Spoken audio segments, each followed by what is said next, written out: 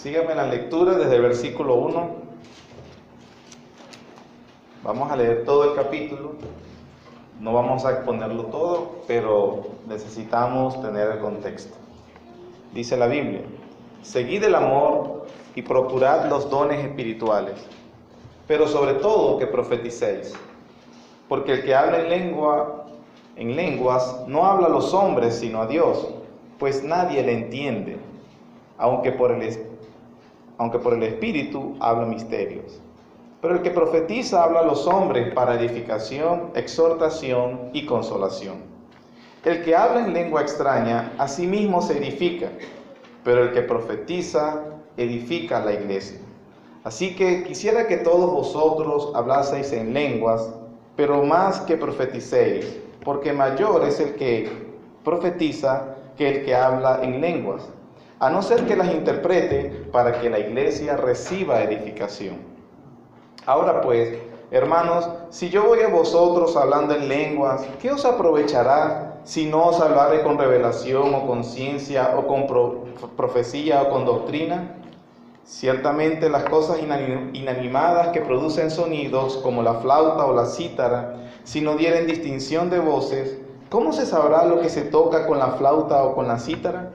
Y si la trompeta diere sonido incierto, ¿quién se preparará para la batalla? Así también vosotros, si por la lengua no diereis palabra bien comprensible, ¿cómo se entenderá lo que decís? ¿Por qué? Porque hablaréis al aire. Tantas clases de idiomas hay seguramente en el mundo, y ninguno de ellos carece de significado. Pero si yo ignoro el valor de las palabras, seré como extranjero para el que habla, y el que habla será como extranjero para mí. Así también vosotros, pues que anheláis dones espirituales, procurad abundar en ellos para edificación de la iglesia. Por lo cual, el que habla en lengua extraña, pide en oración poder interpretarla. Porque si yo oro en lengua desconocida, mi espíritu ora, pero mi entendimiento queda sin fruto. ¿Qué pues? Oraré con el espíritu, pero oraré también con el entendimiento. Cantaré con el espíritu, pero cantaré también con el entendimiento. Porque si bendices solo con el espíritu, el que ocupa el lugar de simple oyente, ¿cómo dirá el amén a tu acción de gracias? Pues no sabe lo que has dicho. Porque tú a la verdad bien das gracias, pero el otro no es edificado. Doy gracias a Dios que hablo en lenguas más que todos vosotros, pero en la iglesia prefiero hablar 5 palabras con mi entendimiento para enseñar también a otros que 10,000 para enseñar 10,000 palabras en lengua desconocida. Hermanos, no sean niños en el modo de pensar, sino sed niños en la malicia, pero maduros en el modo de pensar. En la ley está escrito: en otras lenguas y con otros labios hablaré a este pueblo, y ni aun así me oirán, dice el Señor. Así que las lenguas son por señal, no a los creyentes, sino a los incrédulos, pero la profecía no a los incrédulos, sino a los creyentes. Si pues toda la iglesia se reúne en un solo lugar y todos hablan en lenguas y entran indoctos o incrédulos, ¿no dirán que estáis locos? Pero si todos profetizan y entra algún incrédulo o indocto, por todos es convencido, por todos es juzgado. Lo oculto de su corazón se hace manifiesto, y así, postrándose sobre el rostro, adorará a Dios, declarando que verdaderamente Dios está entre vosotros. ¿Qué hay pues, hermanos? Cuando os reunís, cada uno de vosotros tiene salmo, tiene doctrina, tiene lengua, tiene revelación, tiene interpretación. Hágase todo para edificación. Si habla alguno en lengua extraña, sea esto por 2 o lo más 3, y por turno, y uno interprete. Y si no hay intérprete, calle en la iglesia y hable para sí mismo y para Dios. Asimismo los profetas hablen 2 o 3 y los demás juzguen. Y si algo le fuera revelado a otro que estuviere sentado, calle el primero. Porque podéis profetizar todos uno por uno, para que todos aprendan y todos sean exhortados. Y los espíritus de los profetas están sujetos a los profetas. Pues Dios no es Dios de confusión, sino de paz. Como en todas las iglesias de los santos, vuestras mujeres callen en las congregaciones, porque no les es permitido hablar, sino que estén sujetas, como también la ley lo dice. Y si quisieran aprender algo, pregunten en su casa a sus maridos, porque es indecoroso que una mujer hable en la congregación. ¿Acaso ha salido de vosotros la palabra de Dios, o solo a vosotros ha llegado? Si alguno se cree profeta o espiritual, reconozca que lo que os escribo son mandamientos del Señor, mas el que ignora, ignore. Así que, hermanos, procurad profetizar y no impidáis el hablar en lenguas, pero hágase todo decentemente y en orden. El capítulo que acabamos de leer, hermanos, puede ser dividido en 3 partes que nos va a ayudar a comprender cómo está estructurado.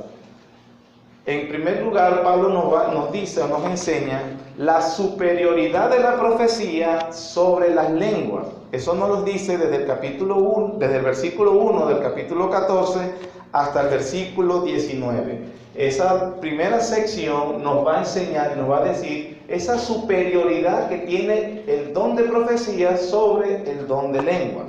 En una segunda parte, él va a decir, nos va a explicar el apóstol Pablo, que las lenguas fueron dadas por señal a los incrédulos. Versículos 20 hasta el 25. Pablo le va a explicar cuál fue la razón de que Dios diera el don de lenguas, una señal para los incrédulos. Y en tercer lugar, Pablo entonces va a enseñar desde el versículo 26 hasta el 40 el orden sistemático en que se debería ejercer el don de lenguas si es necesario utilizarlo, sobre todo en la iglesia de Corinto en el primer siglo. Entonces, esas es básicamente las 3 partes que tiene este capítulo para que nos va a ayudar en la comprensión.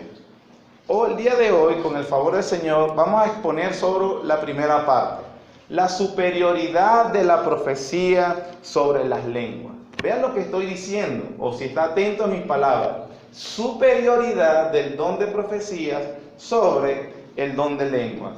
Eso lo dice Pablo en el versículo 1 hasta el versículo 19.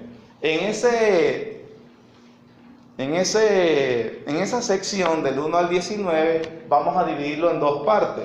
En primer lugar, Pablo nos explica que la profecía es superior sobre el don de lenguas porque la profecía edifica a toda la iglesia. Eso lo dice desde el versículo 1 hasta el 5. Y en el resto de esta sección, del 6 hasta el 19, él nos va a explicar que el usar las lenguas sin que haya intérprete para que alguien entienda qué se está diciendo son totalmente inútiles. Entonces no son necesarias, no se deben hacer. Es más, si entonces hay una exposición de las Escrituras en el idioma común de la audiencia y todos pueden comprender, entonces por definición la lengua no es necesario utilizarla. En el primer siglo sí era necesario, inclusive tenemos ejemplos en la Biblia de cómo se utilizó o cómo Dios reveló este don para que la iglesia fuera edificada. Y la razón, hermanos, de explicar esto, y yo quiero primero aclarar cuál es el propósito del apóstol Pablo antes de continuar para que no nos confundamos. Es muy común tomar este capítulo 14 y decir, este es el capítulo donde van a caer todos los carismáticos y pentecostales. Y allí nosotros entonces, como no practicamos el don de lengua, lo vamos a agarrar como un bate y le vamos a caer a palazos. Mire, si usted le da a la Biblia ese propósito tan bajo, definitivamente estamos descalificados, o un cristiano está descalificado para llamarse primer ministro del Señor si lo utiliza de esa manera. Y en segundo lugar, la Biblia no fue escrita para darle mazazos a la gente. Es más, el tema de Pablo en el capítulo 14, se lo adelanto, no es ni siquiera aclarar el problema de las lenguas. El problema del apóstol Pablo es enseñarle a la iglesia lo que habían perdido desde hace tiempo, que lo que había que hacer en un culto era la edificación de los creyentes. Ese es su tema. Él habla del problema de las lenguas porque la iglesia de Corinto tenía un problema en cuanto al uso equivocado de las lenguas. Entonces él habla del tema para ayudarles a solucionar. Nosotros en el siglo XXI, o nosotros, tú sabes, bautistas reformados, no hablamos en lengua. Entonces este capítulo no es para nosotros. Buscamos un pentecostal y se lo explicamos. Eso no es así. Porque de hecho nosotros, nuestra responsabilidad en el principio que enseña la palabra de Dios es que veamos, analicemos, reflexionemos qué cosas hacemos que no edifican a los hermanos. Porque está prohibido por Dios no edificar a los creyentes. Amén. El propósito entonces es la edificación. Y eso es claro verlo. Miren las veces que lo repite. Versículo 3. Pero lo que profetiza habla a los hombres, ¿para qué? Edificación, exhortación y consolación. El que habla, verso 4, el que habla en lengua extraña, a sí mismo se edifica. Pero el que profetiza, ¿qué? Edifica a la iglesia. Al final del versículo 5, a no ser que él dice, no hablen en lengua, a no ser que haya intérprete, la frase final, para que la iglesia reciba edificación. Versículo 12, así también vosotros, pues que anheláis dones espirituales, procuren abundar en ellos, ¿para qué? La edificación de la iglesia. Versículo 26, que es como que está terminando el tema o resume su sentencia final. ¿Qué hay pues, hermanos? Cuando os reunís, cada uno de vosotros tiene salmo, doctrina, lengua, revelación, interpretación. O sea, lo que sea que tenga, que debe hacerse, que debemos perseguir, hágase todo para edificación. Entonces el tema, el objetivo del apóstol Pablo para enseñarnos a nosotros es que nosotros en nuestros cultos como iglesia debemos procurar la edificación de los creyentes. Ese es el tema del capítulo. Ahora vamos entonces a tratar de entender alguna terminología, algunas oraciones que tienen los primeros versículos que en realidad a veces nos traen a un poco de confusión. Quiere el Señor ayudarnos en la comprensión de su palabra. Versículos 1 al 5 entonces nos dicen, Pablo nos enseña la superioridad que tiene la profecía sobre las lenguas. Entonces en el versículo 1 él da una sentencia primeramente, da un mandamiento, da dos órdenes. Él dice, sigan el amor y procuren los dones espirituales. Él dice, ¿qué debemos hacer? Seguir, perseguir, anhelar intensamente, buscar los dones espirituales. Sí, hagan todo eso, pero sobre todo que profeticen. Recordemos que en el capítulo 13 él ha estado explicando acerca del amor cristiano y cómo él se ve. No es cómo se siente, sino cómo se demuestra, y que esa es la verdadera definición del amor. Es una respuesta a todos los problemas que tenían ellos. Ellos eran engreídos, ellos eran egoístas, ellos se creían superiores unos a los otros, ellos eran glotones, ellos se embriagaban, ellos eran inmorales, ellos tenían un conjunto, hermanos, de problemas que a uno le sorprende decir que estoy describiendo una iglesia en el Nuevo Testamento. Pero eso es lo que era la iglesia, y Pablo les viene diciendo que el mayor problema de los que tenía era su falta de amor. ¿Por qué? Porque el amor no hace nada indebido, de esa manera no te comportarías así con tu hermano. El amor no busca lo suyo, de esa manera no fueras egoísta. El amor se goza en la verdad, el amor todo lo sufre, todo lo soporta. Y ahí hemos estado entonces en semanas pasadas aclarando cómo se demuestra ese amor. Entonces dice, sí, ustedes anhelan muchos dones espirituales, ustedes quieren abundar en todos ellos, sí. Bueno, si eso fuera posible, que todos encontraran cualquier don espiritual, yo les voy a recomendar, el primero, cómo debe ser hecho, cómo deben ser ejercidos en amor. Y en segundo, yo les voy a decir cuál es un don que deberíamos tener todos. Y entonces dice que profeticen. Entonces después dice, pero ¿por qué quiere que profeticen? Versículo 2. Porque el que habla en lenguas no habla a los hombres, sino a Dios, pues nadie le entiende, aunque por el Espíritu habla misterios. Pero el que profetiza habla a los hombres, y cuando se profetiza hay edificación, exhortación y consolación. Como el propósito entonces es la edificación, él dice el medio más adecuado para llegar a ese fin último, tan saludable y necesario para un culto cristiano, profeticen, hermanos, porque ahí se recibe la exhortación y la consolación. Quisiera continuar, pero debo aclarar dos términos. Versículo 4. El que habla en lengua extraña, a sí mismo se edifica. Versículo 2. Porque el que habla en lenguas no habla a los hombres. ¿Cómo debemos entender esa frase, hermano? Más adelante dice que el que habla en lenguas habla misterio. Nadie lo entiende. Habla y se edifica a sí mismo. Algunos toman esa frase y entonces justifican la práctica que se da mucho, es típico de las religiones paganas y que se ha imitado mucho en algunos círculos que se llaman iglesias. Es decir, el hablar en lenguas extáticas.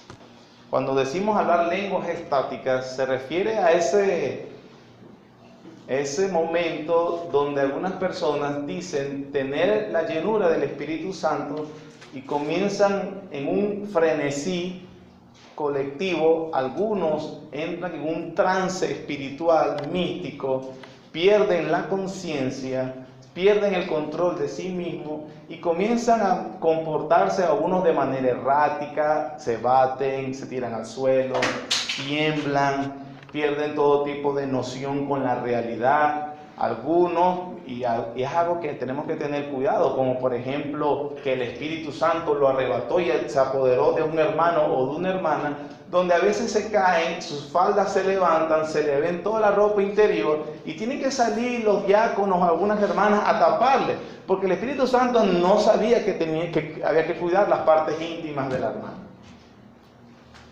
Ese movimiento extraño, ese trance místico que se da también a personas que empiezan a pronunciar sonidos que no se entienden. Es decir, nadie algunos balbucean, otros hacen sonidos guturales, o sea, no se entiende, algunos enronquecen la voz. Y bueno, eso es el don de lenguas, pero es que no lo entendemos. El hermano está hablando misterios con Dios. Pablo lo dice aquí. Bueno, si yo no entiendo, o a ti no te gusta, o nunca lo has experimentado, no deberías criticar, porque Pablo dijo que él está hablando misterios con Dios. Yo les quiero decir que el propósito o la oración que dice Pablo allí no está para justificar el acto, más bien lo está negando, y lo voy a explicar. En primer lugar, como dice, el que habla en lengua, dice versículo 4, el que habla en lengua extraña, ¿qué hace? ¿Cuál es el contexto del capítulo?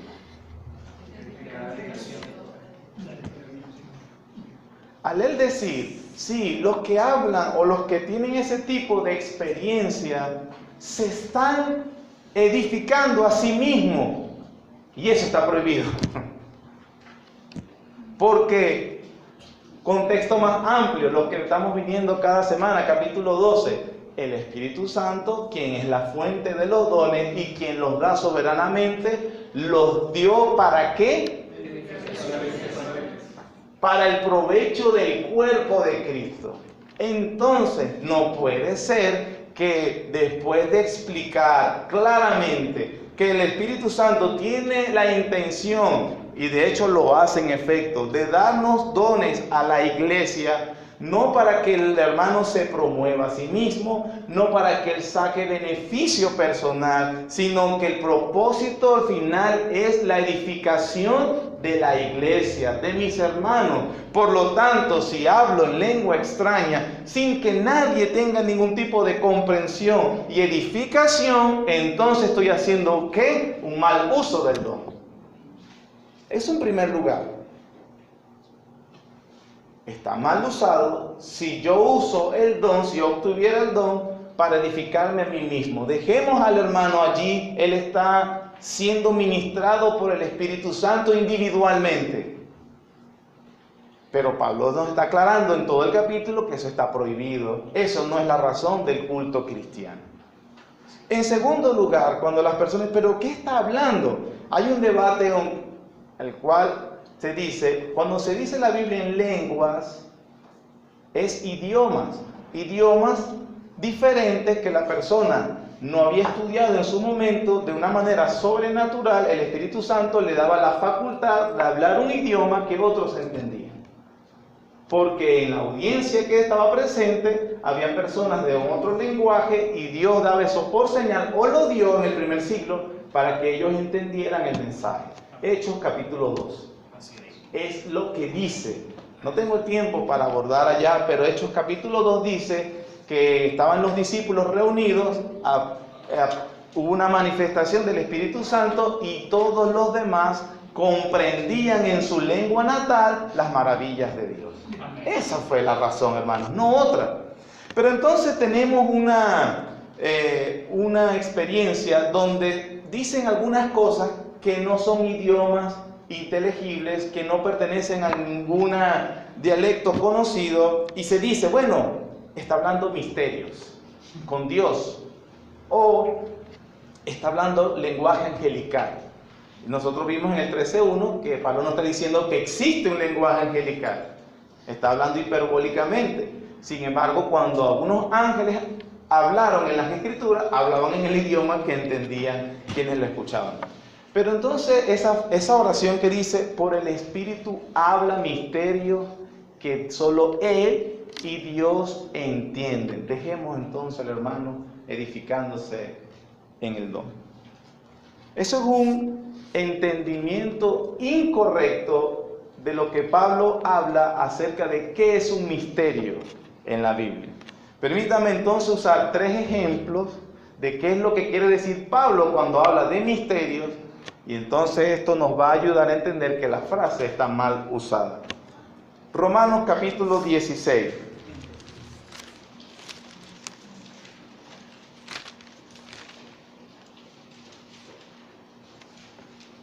Dice la Biblia, capítulo 16, versículo 25. Y al que puede confirmaros, según mi evangelio y la predicación de Jesucristo, según la revelación del misterio que se ha mantenido oculto desde tiempos eternos.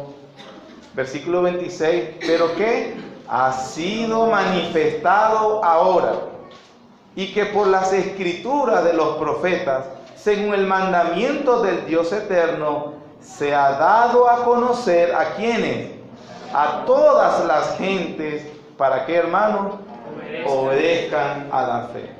Doy un concepto y después lo sigo justificando con lo que hemos leído y otros 2 pasajes.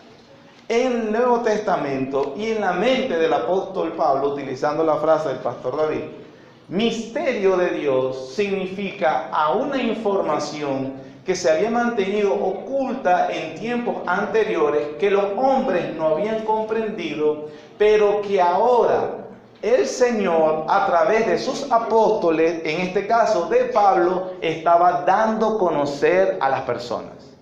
Eso es un misterio divino. Una información que no se conocía en un tiempo pasado, pero que ahora, para el apóstol Pablo, yo, el apóstol Pablo, estoy dando a conocer a las personas. Ahora, aquí no vemos ninguna relación de algo místico, individual y personal. El misterio, no pudimos llegar a esta conclusión investigándolo sin la ayuda de Dios, pero a través de su apóstol, ahora Dios nos ayuda a comprender. Y eso para que lo crea ¿quién? Todas las gentes. Eso es lo que nos acaba de decir en Romanos capítulo 16. ¿Lo está viendo claro, hermano? Téngalo en mente porque es muy importante tenerlo claro. Vamos a otra cita. Colosenses capítulo 1.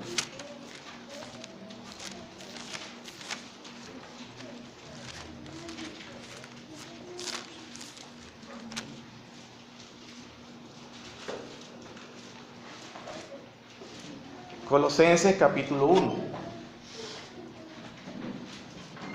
versículo 24. Dice: ahora me gozo en lo que padezco por vosotros, y cumplo en mi carne lo que falta de las aflicciones de Cristo por su cuerpo, que es la iglesia, de la cual fui hecho ministro, según la administración de Dios que me fue dada para con vosotros. ¿Para qué? Para que anuncie cumplidamente la palabra de Dios. Versículo 26. El misterio que había estado oculto desde los siglos y edades. ¿Pero qué, hermano? Ahora ha sido manifestado, ¿a quiénes? A sus santos. Versículo 27. A quienes Dios quiso dar a conocer las riquezas de la gloria de este misterio entre los gentiles, que es Cristo en vosotros, la esperanza de gloria. Creo que también habla bastante claro. Dios me ha puesto como ministro, dice el apóstol Pablo, para que yo aclare el misterio que antes las personas no entendían. Y en la medida que yo estoy dando ese misterio a revelar, ese misterio, ¿cuál es? Hay un conocimiento extraño en el cual nadie, no, dice, Cristo en vosotros, la esperanza de gloria. Antes los judíos, dice él, no entendíamos, creíamos que el Mesías era solamente para nosotros como pueblo étnico judío. Pero ahora a través de mí, yo estoy dando a entender a todas las personas que ese Mesías no era para nosotros los judíos, también es la esperanza de todo aquel que cree para salvación. Ese es el misterio que él ahora está dando a conocer. En realidad no se podía entender bien antes, pero que ahora a través de Pablo sí. Un tercer texto. Efesios capítulo 3.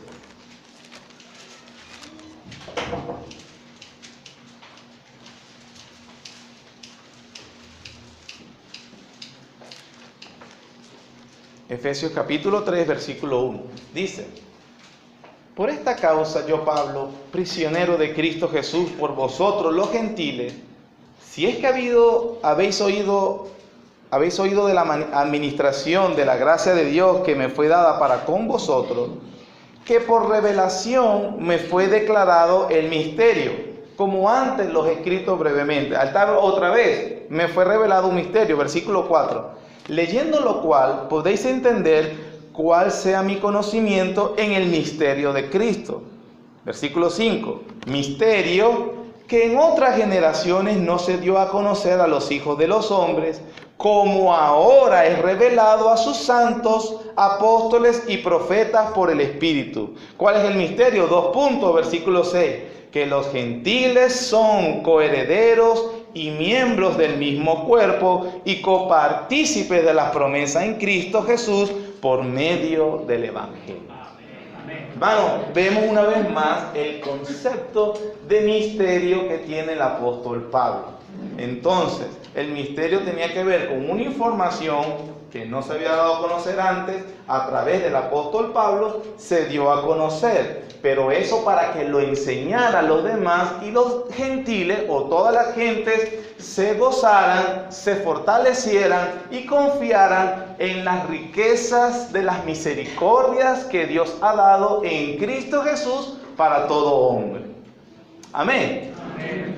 Entonces, si vamos a 1 Corintios capítulo 14, que es donde estamos, que en la frase que dice, que algunos dicen, él está hablando misterios con Dios. Ok, dejemos al hermano, porque él está hablando misterios con Dios. Nadie más le entiende, solo él y Dios. ¿En qué consiste el misterio divino? En aclararle a la gente que la esperanza es Cristo Jesús para todos. Bueno, entonces, ustedes no me entienden, pero yo le voy a aclarar a Dios cuál es el misterio de Él. ¿Sabes cuál es el misterio, Dios? Que Cristo Jesús vino para salvación de todos los demás. Me estoy explicando, hermano. Entonces, lo que está diciendo el apóstol Pablo, o los que algunos quieren tomar estas frases, sacarlas de contexto, para decir que es legítimo hacer sonidos extraños, y que de esa manera una persona se está comunicando en un lenguaje con Dios, es totalmente falso. No es verdad. Y lamentamos mucho que el nombre de Cristo cada vez hay más oprobio por algún tipo de estas escenas dolorosas donde se dice que esto es cristianismo, pero en realidad no lo es. No lo es, según lo que hemos visto en la Biblia. Entonces hemos visto, no se habla misterios con Dios porque Dios no necesita ser aclarado en sus misterios. Los misterios divinos en el Nuevo Testamento tienen que ver precisamente para aclarar a las personas, no para negarles el conocimiento, sino para anunciárselos y para que obedezcan a la fe. Y una vez que ellos deciden rechazar el mensaje del Evangelio claramente anunciado, entonces tendrán el juicio de Dios porque negaron al Santo que se murió por sus pecados. Este es el asunto, hermano, con respecto. Ahora, Pablo dice, es mejor que profeticen que estar hablando en lengua. Solamente hay un momento cuando la lengua, el uso del don de lengua es totalmente legítimo y se usa en la iglesia amplia y abiertamente. Cuando él dice en el versículo 27, si habla alguno en lengua extraña, sea esto por 2 o a lo más 3, y por turno, y uno interprete. Y si no hay intérprete, calle en la iglesia y hable para sí mismo y para Dios. Si nosotros entendemos que hablar en lengua es idioma, por supuesto que esta persona tiene una oración personal que él mismo que se entiende, pero que en la iglesia no se debe usar esa manifestación de este don a menos que las personas estén comprendiendo qué tipo de mensaje está diciendo la persona. Y eso no es lo que vemos en algunos círculos donde hay este tipo de manifestación. Porque se busca nuevamente, subrayo o repito, la edificación de la iglesia y no personal. Esto en primer lugar. En segundo lugar, entonces dice, ok, pero en prioridad, no las lenguas, ¿qué debemos buscar entonces? Profetizar. Entonces otra vez, no, pero aquí no hay profetas. Esto depende de cuál es el concepto que tienes de profeta, mi querido hermano. El concepto de profeta común que se da hoy es alguien que adivina el futuro. Pareciera que han dejado que la profecía solamente es decirle a alguien con quién te vas a casar. O un deseo maravilloso de que seguro vas a prosperar y ser de luz para toda Venezuela y este país va a edificarse en riqueza y prosperidad de tu trabajo. Limitan la labor profética, la del verdadero profeta, bien mostrado en el Antiguo Testamento y algunos profetas también en el Nuevo Testamento que obraron. Por ejemplo, Juan el Bautista, dice la Biblia que era el mayor de los profetas. ¿Y qué hizo Juan el Bautista? No se puso a adivinar el futuro. ¿Qué hizo? Preparó el camino al Señor, basado en las promesas que habían de Dios en el libro de Isaías, basado en el resto de las Escrituras. Él anunciaba, explicaba y aplicaba la palabra de Dios. Luego anunció que venía el Mesías y que estaba muy cerca. Y él es el mayor de todos los profetas. No tenía que ver con adivinación del futuro o prometerle cosas a las personas. Bueno, prometerle el perdón de pecados si se arrepentían. Y eso lo podemos hacer todos, ¿verdad? Podemos prometer en el nombre de Dios perdón de pecado si te arrepientes. El que a mí viene no le echo fuera, dice el Señor. En los profetas del Antiguo Testamento Cierto, un aspecto tuvo que ver con acontecimientos del futuro, algunos aspectos, pero toda su obra o todo su ministerio profético no se limitó en solamente predecir el futuro, más bien era advertir y llamar también al arrepentimiento al pueblo, diciéndoles que regresaran de su mal camino. Habían violado la ley de Dios, y la ley de Dios prometía, como lo vimos esta mañana, que Dios los iba a castigar si no se arrepentían. Anunciaban, recordaban, interpretaban y aplicaban las Escrituras. Y entonces Pablo dice, es mayor y tiene preponderancia en el culto evangélico de la verdadera iglesia de Dios la profecía, según el versículo 3, porque ella edifica, exhorta y consuela. Ese es el propósito del culto cristiano. De hecho, ese es el propósito de la predicación, hermano. Exhortar, edificar y consolar. Vamos a unos pasajes para que entendamos cómo recibimos esa consolación y esa edificación. Romanos capítulo 15.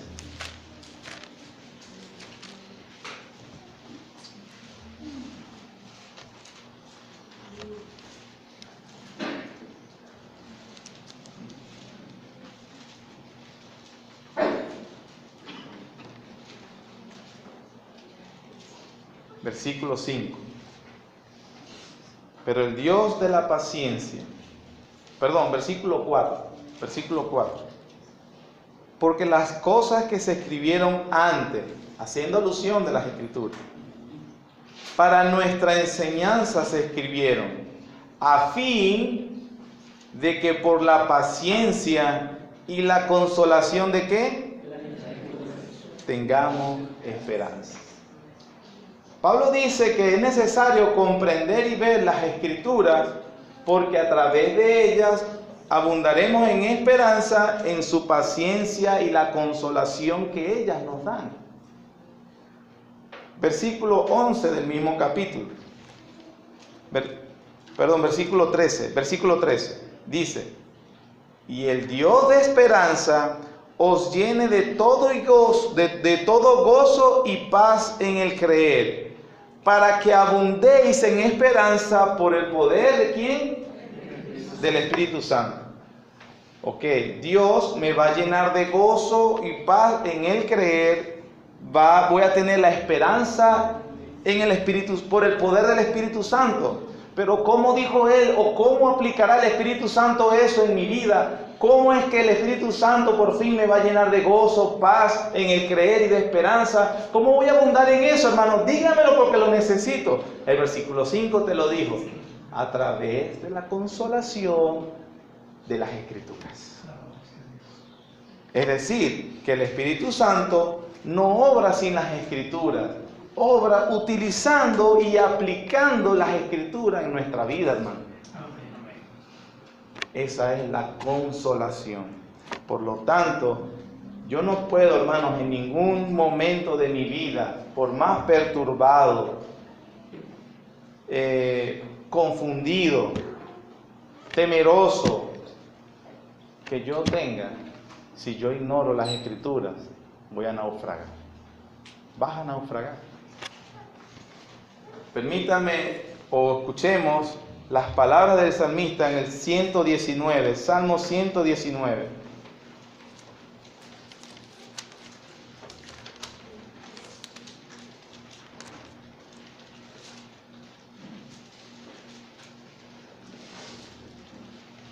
Podríamos leerlo todo el Salmo, por supuesto no lo vamos a hacer. Vamos a leer una de las estrofas.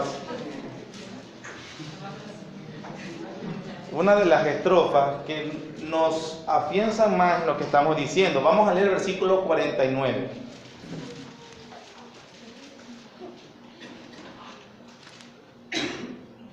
Versículo 49. Hermano, lee con entendimiento, o sea, concienzudamente. No lo leas por leer. Yo lo voy a leer en voz alta, pero tú también haz tu esfuerzo. Miren lo que dice el versículo 49 hasta el 56. Lo vamos a leer. acuérdate de la palabra dada a tu siervo, en la cual me has hecho esperar. Ella, la palabra, es mi consuelo en mi aflicción, porque tu dicho me ha vivificado. Los soberbios se burlaron mucho de mí, mas que no me he apartado de tu ley, Señor, a pesar de eso. Me acordé, oh Jehová, de tus juicios antiguos, y que, hermanos, me consolé. Horror, sí, en verdad a veces horror se apoderó de mí a causa de los inicuos que dejan tu ley. Pero qué cánticos fueron para mí tus estatutos en la casa en donde fui extranjero. Me acordé en la noche de tu nombre, oh Jehová, y que guardé tu ley. Estas bendiciones tuve porque guardé tus mandamientos. Un hombre, hermano, exhortado, consolado y edificado. Ese es el propósito de la profecía en su momento, y que ese propósito se obtiene en la predicación de la palabra de Dios. Cuán torpeza cometemos los creyentes cuando no estamos bajo la predicación de la palabra de Dios. La predicación de la palabra de Dios, hermanos, ata la conciencia humana de una manera que inclusive el estudio personal no lo hace, aunque debemos tener estudio personal. Pero la Biblia dice, agradó a Dios salvar a los creyentes por la locura de la predicación. El medio instituido por un Dios sabio y soberano para traernos las bendiciones que Él nos ha prometido, pero que tú te pierdes si no estás en medio de la predicación. Su palabra. Quería dejarlo para terminar, pero lo voy a aplicar de una vez. Hace, yo creo que más de 10 años, ¿se recuerdan que salió la película La Pasión de Cristo por Mel Gibson? Que dirigió Mel Gibson, que fue muy famosa y rompió muchos récords y todo esto, y mucha gente fue a ver. En la comunidad evangélica, eso también trajo un boom, porque mira, todo el mundo está viendo la pasión de Cristo, están viendo la crucifixión del Señor. Yo supe de algunos hermanos bien intencionados, no les voy a cuestionar la intención, con cierto poder económico, que inclusive pagaron 20, 15 entradas, y algunos se iban a los cines en el centro comercial y se las daban a las personas. Tome, se las regalo, vaya a ver la película. Y obviamente la película fue muy famosa y todo esto, porque la gente, inclusive, yo no lo vi, pero me dijeron que había gente saliendo vomitando, la gente llorando mucho, porque la película se expone con brutalidad, se pone muy crudo todo el sacrificio y todo esto. Pero ¿sabes qué, hermano? Y algunos creyentes, por eso, bien intencionados, vamos a traer todos los más que podamos para el cine. A la gente no le gusta ir a la iglesia, pero si van al cine, vamos gratis, nos llevamos al cine. Y ahí, bueno, seguro, vean el Evangelio. Y hermano, esa película, lo cual la usó Mel Gibson para sus propósitos, que no son los de la Biblia, pudo remover emociones, pudo hacer llorar, pudo hacer estremecer, pudo haber, uy, pero qué feo le dieron a ese hombre. Pudo haber hecho todo tipo de revolución emocional, pero no logró y nunca lo hará lo que logra la predicación del Evangelio. Porque Dios instituyó que se predique. La ley de Jehová es perfecta, convierte el alma. Y si una persona no se puede convertir a través de la predicación fiel de las Escrituras, no se va a convertir, ni que se le resuciten los familiares muertos para que le predique. Eso lo dice la Biblia. Por lo tanto, la predicación tiene un papel preponderante en nuestras vidas. Por eso en nuestro culto es lo que más nos enfocamos. Por eso no permitimos hacer una obra de teatro, porque podrá ser de la crucifixión, de cómo amar a las mamás, de cómo amar al papá, de cómo puede ser teatros bonitos y lindos, y yo no voy a cuestionar lo bonito y lo lindo, pero eso no transforma el alma como lo que Dios dijo, la predicación del Evangelio. Así de sencillo. Y no se puede tardar toda una mañana en canciones. Hay personas bien intencionadas. Es que si le ponemos esta canción a la gente, eso los va a preparar de una manera que seguro van a creer. Hermanos, no es a través de ninguna canción. Es la predicación. Es la predicación. Por eso entonces tiene un papel preponderante en la vida de la iglesia. Hermanos, el tiempo se me ha ido, pero espero con el favor del Señor haber aclarado esas oraciones o frases que ciertamente han dado para creer, para malinterpretaciones y justificaciones de prácticas que no son bíblicas. Pero al final de todo, el propósito entonces de esta porción, por lo menos, si Dios permite, veremos los demás puntos, es que la edificación es lo más importante. Escucha, hermano, aplicaciones. Si hemos entendido el capítulo, significa entonces que en la iglesia, en el culto cristiano, la preponderancia la tiene la edificación. ¿Quiénes son los únicos que pueden ser edificados? Los creyentes. Entonces, en el culto cristiano, la prioridad es la iglesia y no ganar almas. No es ganar almas.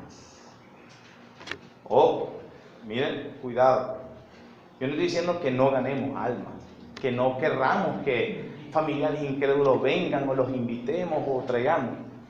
Pero, ¿qué sucede cuando yo estoy como entusiasmado de traer a alguien que no es creyente, pero es que si le van a predicar de cómo es un sermón de la Biblia y esperar qué quiso decir el apóstol Pablo, él se va a fastidiar, él no le va a gustar eso. Vamos a hacerle algo que le guste. Entonces estamos desobedeciendo abiertamente la palabra de Dios. Estoy diciendo que en nuestros cultos no son bienvenidos los incrédulos, no, hermano, bienvenidos. Estamos gozosos de que hayan aceptado la invitación, pero debemos entender que todo lo que se hace en el culto tiene la prioridad la iglesia del Señor Jesucristo. De allí que no se pueden buscar los gustos musicales porque la gente entonces qué es lo que les gusta y qué es lo que los corre. No, es la edificación, la gloria de Dios y la edificación del pueblo creyente. En segundo lugar, hermanos, cuando de repente quieres tomar un pasaje como esto, y ya tú, yo conozco a un hermanito que le voy a decir cómo es que es verdaderamente el don de lenguas. Si tu motivo, o el nuestro, es humillar, aplastar, ofender,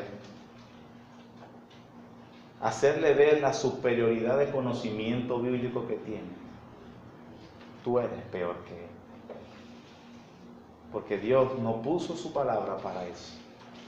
Tienes que entender que cuando vas a exhortar, comunicar algo, hablar o hacer lo que tenga que hacer, mi motivo último es tu edificación, hermano, y no ganar una discusión.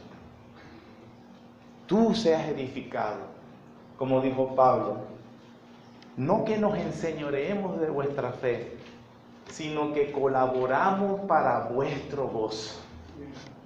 Colaboro lo que estoy haciendo o lo que te estoy diciendo, mi querido y amado hermano, es para que tú disfrutes mejor a Cristo y no para yo discutir y ganar la discusión. Si tú usas la Biblia para eso, tú eres como un demonio. No eres un cristiano que actúa bien. Arrepiéntete. Usemos la palabra de Dios para edificar. Para edificar, aunque tenga que corregir. Pero muéstrele, es lo que dice la Biblia, mi querido amado. No pelee conmigo. Mire, así lo dijo el Señor. Y si Él se molesta con el Señor, ya es otra cosa. Pero no significa que nosotros venimos, o nuestro propósito es humillar, ofender, maltratar a las demás personas que no han comprendido, porque a la final, si tú o yo decimos que comprendimos mejor, Pablo le dijo a los mismos corintios, ¿qué tienes que no hayas recibido? Y si lo recibiste, ¿por qué te glorías como si no lo hubieses recibido? Hermanos, por la gracia de Dios somos lo que somos. En último lugar, hermanos, usted también puede decir, bueno, ese capítulo no es para nosotros, es para los que hacen los excesos. Falso. O perdiste el capítulo. El objetivo al final es que cada uno de nosotros, los miembros de esta iglesia por lo menos, reflexione seriamente sobre qué conductas, palabras, acciones no son edificantes al resto de los hermanos. Y la Biblia dice, no lo hagas. No lo hagas. Porque tú estás puesto para edificación de otros. Entonces, es bastante propicio para nosotros. Señor, ayúdanos a que todo lo que hagamos sea para la edificación de otros.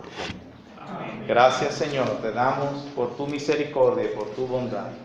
Oh Dios, perdona nuestro pecado, perdona que muchas veces actuamos de una manera tan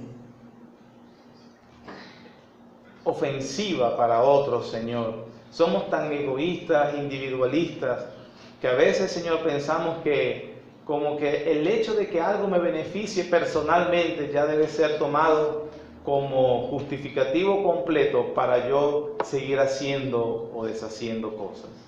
Señor, ayúdanos a que cada uno de nosotros, como tu iglesia, comprenda, Señor, de que las acciones, palabras y la conducta en general deba siempre ser edificante para otros.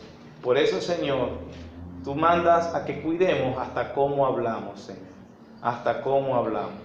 Oh Dios, tanto hemos pecado, tanto hemos fallado. Ayúdanos, Señor, te lo rogamos, en el nombre de nuestro Salvador. Ayúdanos a comprender realmente lo que es vivir como cristianos, que te glorifiquemos a ti y que tu iglesia sea edificada. Gracias, Señor. En el nombre de Jesús. Amén. Amén.